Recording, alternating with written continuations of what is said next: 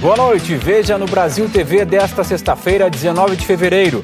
A preocupação com a Covid pelo país. Salvador e Fortaleza estão com toque de recolher. O Rio de Janeiro confirma casos de transmissão local da variante do coronavírus. Em Aracaju, tem gente fraudando o calendário de vacinação para aplicar golpe nos idosos. E ainda, um vazamento de gás provoca uma explosão em São Paulo.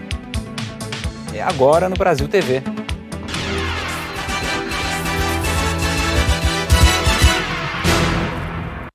Quinze estados do Brasil registraram casos de novas variantes do coronavírus. São mais de 150 pessoas infectadas. No Rio de Janeiro, as autoridades identificaram a presença das variantes brasileira e inglesa. E a transmissão local já está confirmada. Ontem, mais um paciente que chegou de Manaus morreu no Rio.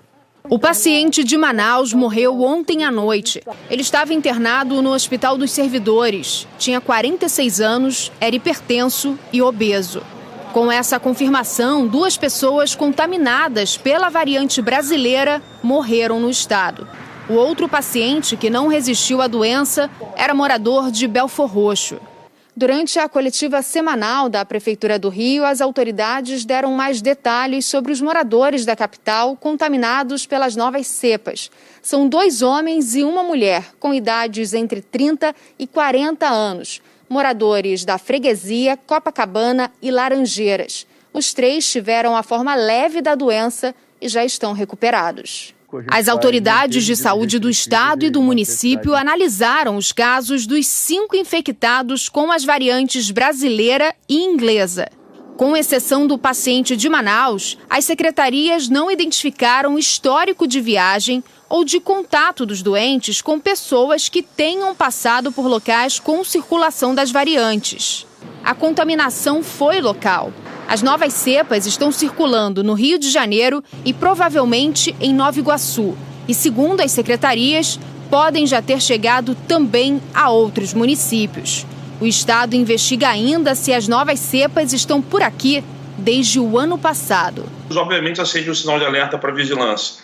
A gente saiu de uma segunda onda de transmissão, que a primeira coisa que a gente tem que fazer agora é resgatar esses pacientes dessa primeira onda, uma parte deles, para poder saber se, eventualmente, esse vírus já estava circulando nos meses de novembro e dezembro. Isso é uma possibilidade que tem que ser investigada. No Paraná, o número de pessoas infectadas desde o começo da pandemia passa de 600 mil e já foram identificados os primeiros casos da variante brasileira do coronavírus. E a grande preocupação por lá também é com os leitos nos hospitais. Essa preocupação é porque os leitos de UTI exclusivos para a Covid, no estado hoje, tem uma ocupação de 87%, elevadíssima, e todas as macro-regiões do estado estão hoje acima de 85% de ocupação. Isso significa que, se continuar havendo transmissão desses casos, portanto gerando novas necessidades de internação, nós podemos ter um exaurimento rápido dos leitos que existem hoje. E em Curitiba, a aplicação das primeiras doses da vacina contra a Covid-19 foi interrompida hoje no começo da tarde e só vai ser retomada quando chegar um novo lote de vacinas. O estudo para identificar as mutações do coronavírus é feito com sequenciamentos genéticos de amostras de pacientes que foram infectados. Na guerra contra o novo coronavírus, é em laboratórios como esse que a gente conhece cada vez mais o nosso inimigo, que não é mais só daquele jeito que apareceu no fim de 2019 na China. Essa é a sopa de letrinhas que representa o código genético do vírus, o genoma. É a partir da análise dessas informações que a gente consegue identificar novas mutações e novas linhagens. Para descobrir a identidade do vírus, os cientistas fazem o sequenciamento genético. Isso é fundamental para entender o comportamento dele e até para desenvolver vacinas, como as que a gente tem hoje. Só que os vírus não param de mudar. Então esse monitoramento tem que ser constante.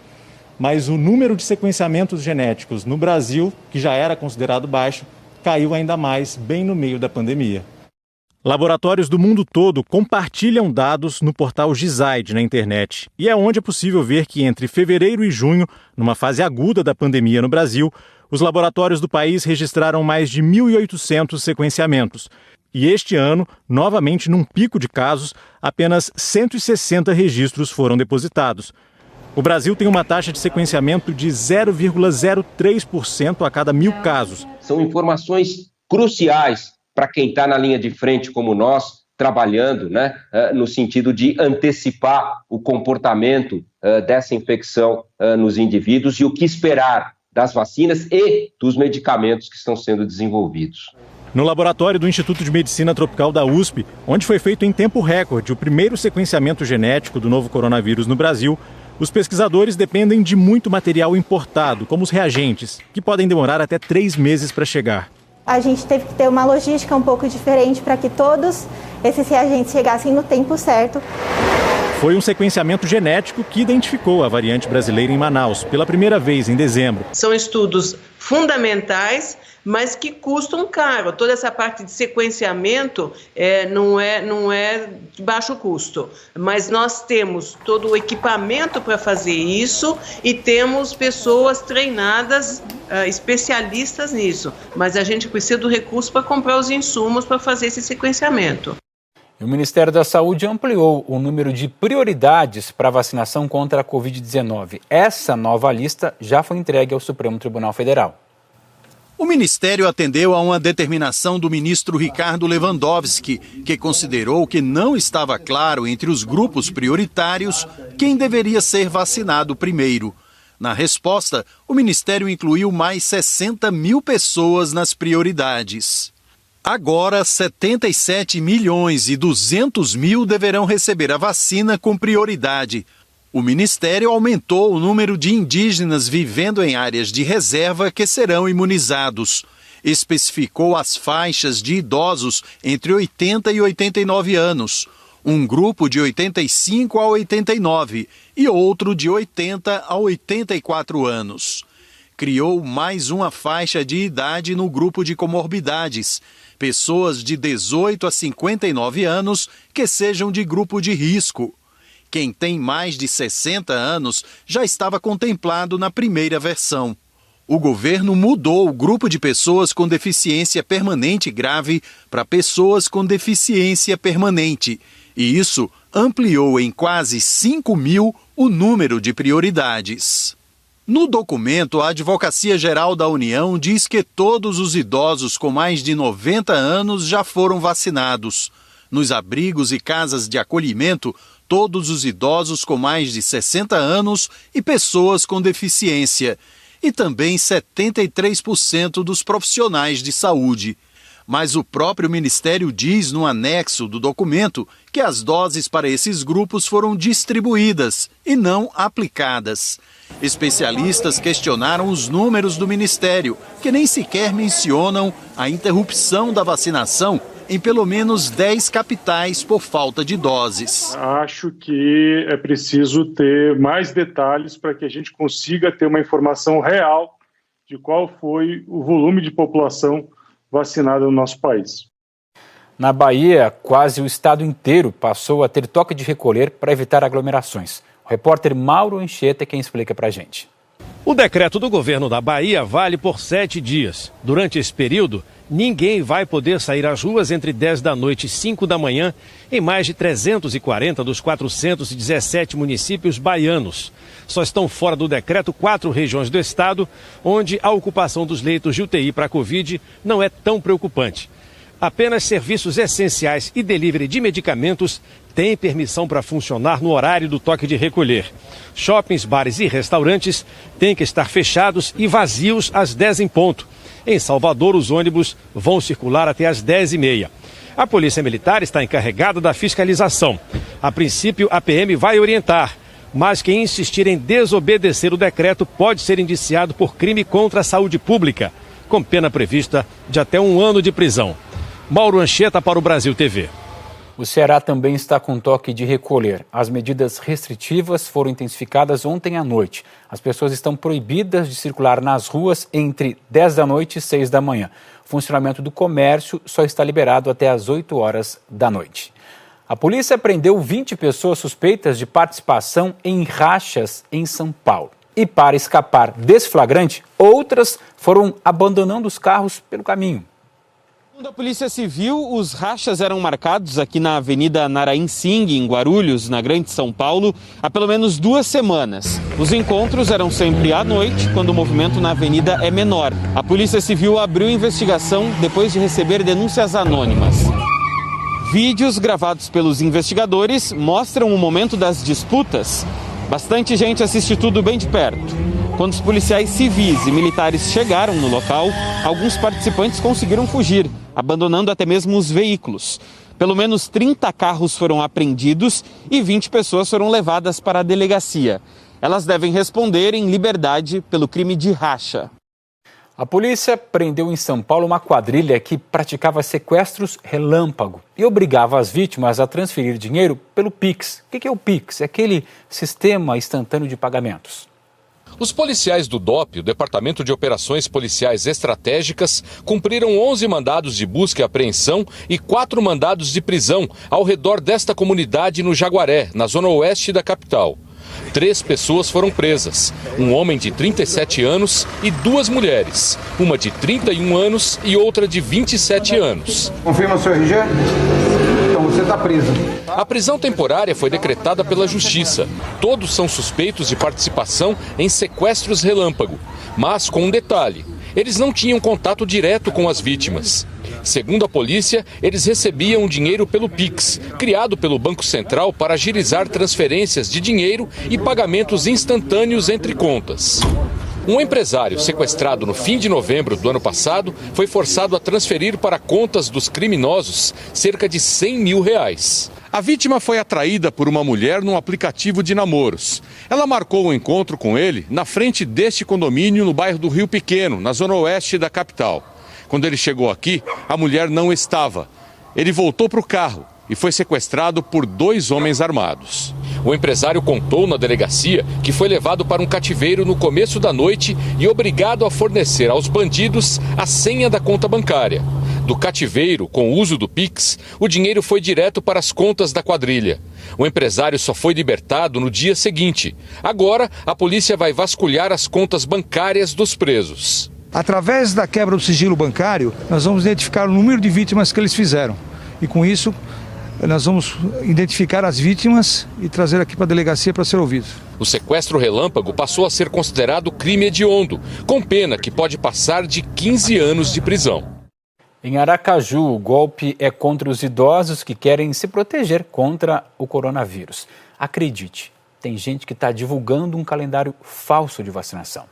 Um falso calendário está circulando por aplicativo de mensagem, e-mail e redes sociais.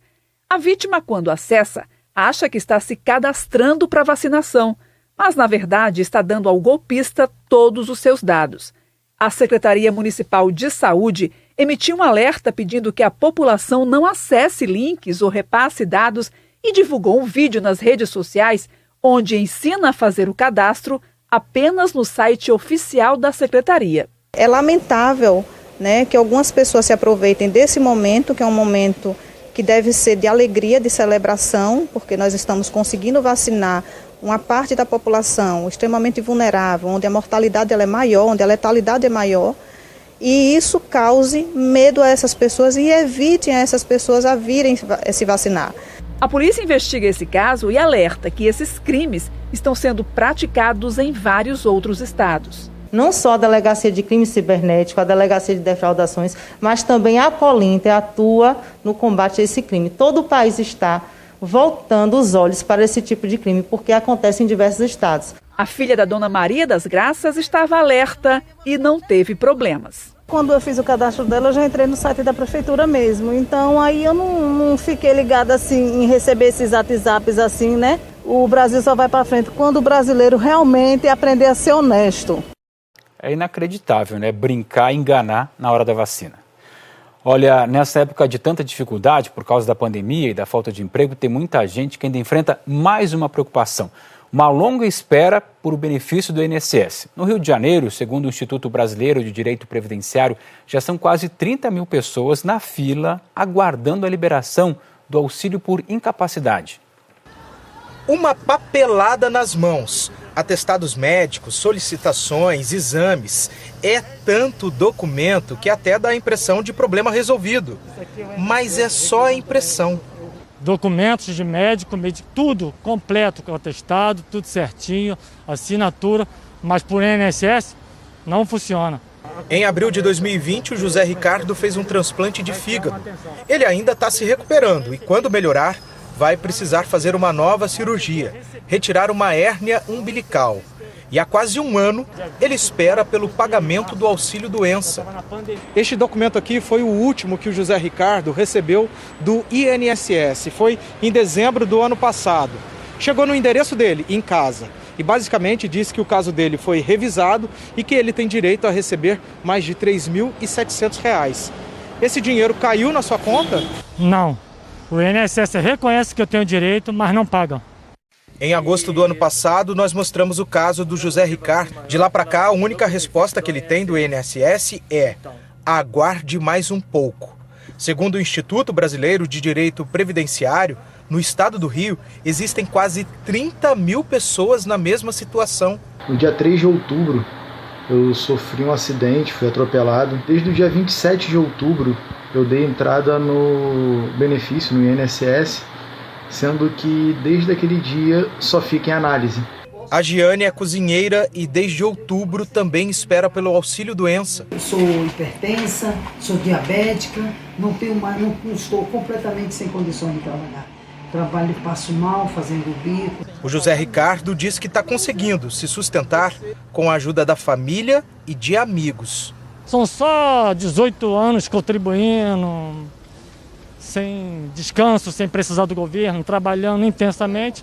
Na hora que precisa não dá. Vamos às respostas. O INSS informou que está apurando o caso do José Ricardo. Sobre a situação do Márcio, o Instituto disse que o crédito vai estar disponível em até 15 dias e que a perícia médica foi agendada. Sobre a Giane, o INSS afirmou que o requerimento do benefício está sendo analisado. 2 pessoas ficaram feridas durante o pouso forçado de um avião no Paraná. A aterrissagem foi num loteamento na zona rural de Maringá. Testemunhas disseram que o motor do avião perdeu potência. O piloto e um passageiro sofreram escoriações leves e foram levados para um hospital. O vazamento de gás provocou uma explosão em São Paulo. Foi um susto e tanto para quem passava na hora. Por sorte, ninguém ficou ferido. A imagem foi gravada por pessoas que já estavam preocupadas com o cheiro de gás que tomava conta do ar num cruzamento na zona sul da cidade. A explosão veio forte e o fogo se espalhou rapidamente. As chamas queimaram galhos, atingiram a rede elétrica e a fachada de 6 lojas.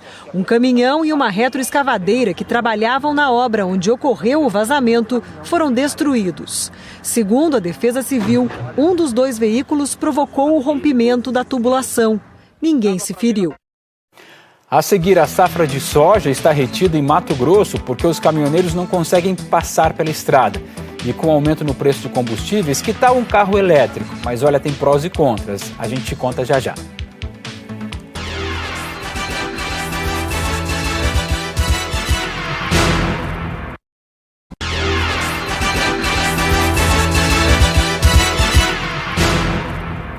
Estamos de volta. A Polícia Rodoviária Federal apreendeu mais de 100 quilos de cocaína durante uma operação na Bahia.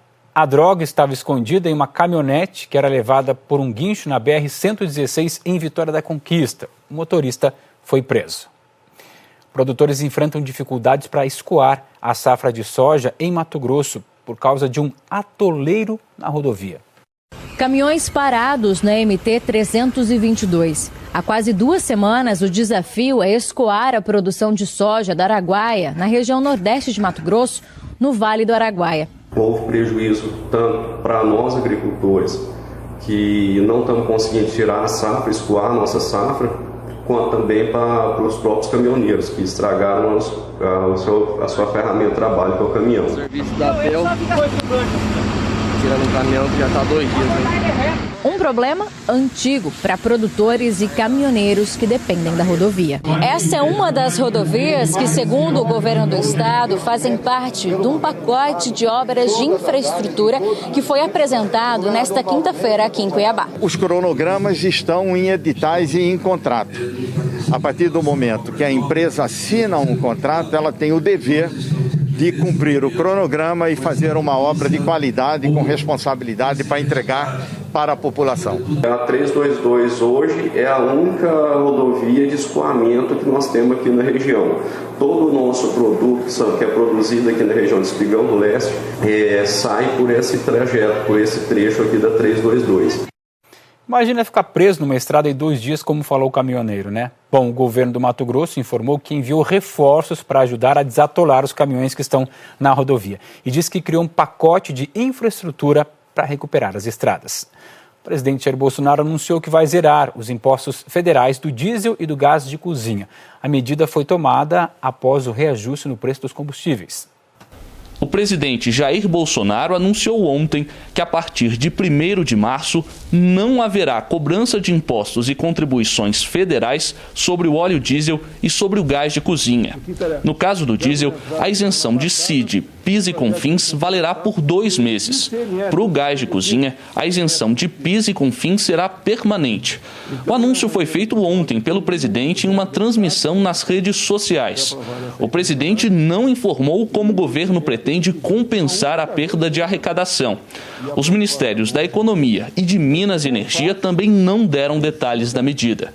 O presidente Jair Bolsonaro afirmou também que não pode nem irá interferir na Petrobras, mas afirmou, abre aspas, que alguma coisa vai acontecer, fecha aspas, na estatal nos próximos dias. O aumento do diesel nas refinarias é o 3º este ano. Desta vez, 15,2%. Já a gasolina subiu 10,2%, é a 4ª alta do preço neste ano. A Petrobras afirmou que o motivo é a elevação do barril de petróleo no mercado internacional. E perante isso tudo, quem é que não quer gastar menos com combustível, né? Todo mundo. Então, aí você tem uma alternativa, o carro elétrico. Mas olha só, não é barato e a gente faz um alerta. É preciso muita atenção na hora de recarregar a bateria. Sabe aquela aflição que a gente sente quando fica sabendo que a gasolina vai aumentar? Pois é, já faz 10 meses que o Jorge não sabe. Trocamos o nosso veículo a combustão por um veículo elétrico, conseguimos zerar gasto com postos de combustíveis. Em contrapartida, tivemos um pequeno aumento por volta de R$100 na conta de luz. Ele abastece, ou melhor, recarrega o carro em eletropostos como esse. A gente está aqui no Palácio do Buriti. O GDF montou 30 desses e espalhou em várias cidades. Alguns shoppings e concessionárias também oferecem um serviço. É só conectar o plug no carro e pronto. Mas o Jorge já passou por problemas na hora de recarregar, no eletroposto deste shopping. Começou a carregar e parou com a charging Forbi. O investimento para entrar no mundo elétrico não é barato. Um carro como o do Jorge custa a partir de R$149 mil. Talvez por isso a frota no DF ainda seja pequena. O Detran disse que em janeiro desse ano eram 203 carros elétricos. O veículo elétrico não é um veículo para pessoas que gostam de trocar seus carros todos os anos, de 2 em 2 anos, 3 em 3 anos. Outra questão importante: o tempo para recarregar a bateria pode chegar a 8 horas. Por conta da demora, o motorista tem que ficar atento a quantos quilômetros ele pode rodar com uma carga. A média é de 260 quilômetros com uma carga de 8 horas. A autonomia desse veículo é limitada, no Distrito Federal tem muita gente que vai em Goiânia e volta, então a gente está falando de 260 quilômetros para ir e para voltar, então um veículo como esse ele já vai no limite. Mas no meio termo entre os carros comuns e os elétricos está este aqui, o carro híbrido. O que é isso, Newton? É um carro que funciona com 2 motores. São 2 sistemas de alimentação. Nós temos um motor a combustão, que é o motor tradicional, que é alimentado por álcool, gasolina, enfim, diesel. E nós temos um motor elétrico, Esse carro é abastecido em posto de combustível mesmo. O motor elétrico se recarrega automaticamente quando o motorista freia o carro. E é esse motor elétrico que faz com que o carro híbrido gaste menos combustível. Ele é alimentado por meio de uma bateria de alta voltagem e essa bateria é carregada com o uso da frenagem do veículo e em desacelerações. Quando você tira o pé um pouquinho, vai diminuir a velocidade, ele está sendo alimentado, essa bateria. No mínimo, ele consome 50% a menos do que um veículo normal. Mas o preço desses carros também é salgado. Custa a partir de R$ 140 mil. A frota do DF de híbridos hoje é de 1.519 carros.